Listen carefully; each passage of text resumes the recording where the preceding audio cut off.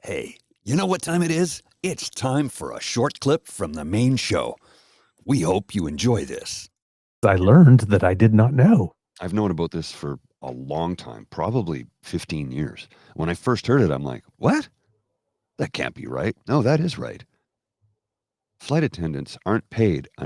In the US, they're not paid until the door is closed, right? So as people are boarding, so the flight attendant gets there, they make sure the aircraft is good.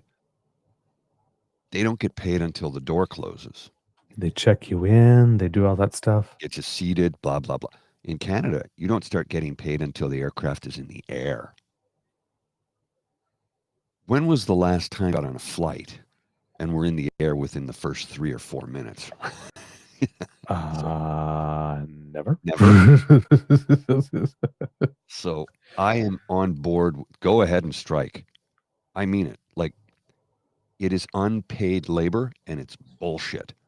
Because if you've ever flown, because I know there's some folks on the chat and have viewed this who've never been on an aircraft, and I've been flying most of my life. Well, yeah, actually my entire life, because I was a year old when we moved to Alberta. Mm-hmm. So actually, I wasn't even a full year old at that point. So when you board a flight, especially today, because everybody has as much carry-on as allowable, because you don't want to pay that $60 or $70 or $80 to check a single bag.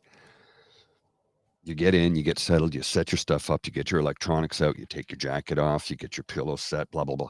We'll do that for 150 to 200 to 300 people. And you have multiple flight attendants making sure that everybody is settled in, their seatbelt is done, their seat is up. They have to tell people repeatedly, please take your headphones out or take your headphones off until the aircraft is in the air. Please turn off your electronics, make sure all the bins are closed. That can take 30 minutes to an hour. And if there's a delay in taking off, because there's a big lineup, as is almost always the case, that is, let's say on average 60 minutes from the time that the flight attendants get on the plane until it's in the air. Well, if there's 4 flight attendants per aircraft, there's 4 hours of unpaid labor for one flight. So you think about it, the corporation is getting all of this unpaid labor. That's wage theft. It's bullshit, and it needs to end now. It's wrong on so many levels. I hate it when I see corporations robbing people, and that's what they're doing. So, sorry, I get really fired up about this because I've been screwed over. I've seen countless people screwed over. It's bullshit. We need to end it. We need to end it now. Let's watch this little clip, and then we'll carry on. Sorry, I'm ranting on this one because it is wrong on so many levels. If you're working, you should be getting paid. Absolutely. Period. A strike could be looming for Air Canada's 10,000 flight attendants. Their contract expires today. And despite ongoing negotiations, their union, CUPE, says there's still no deal. As we hear from the CBC's Scott Peterson, the main issue here is unpaid work.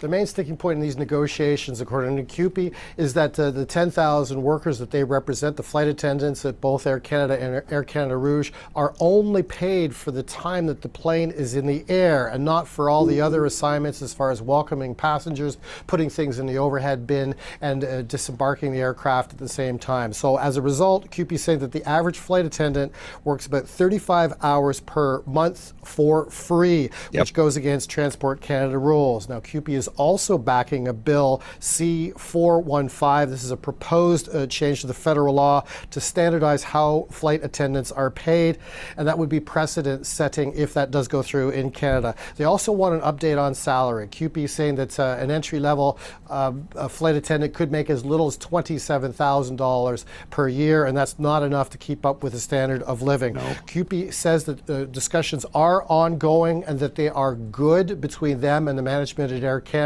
But after today, the contract does end, which potentially puts them in a legal strike position coming up soon if these negotiations continue. Scott Peterson, CBC.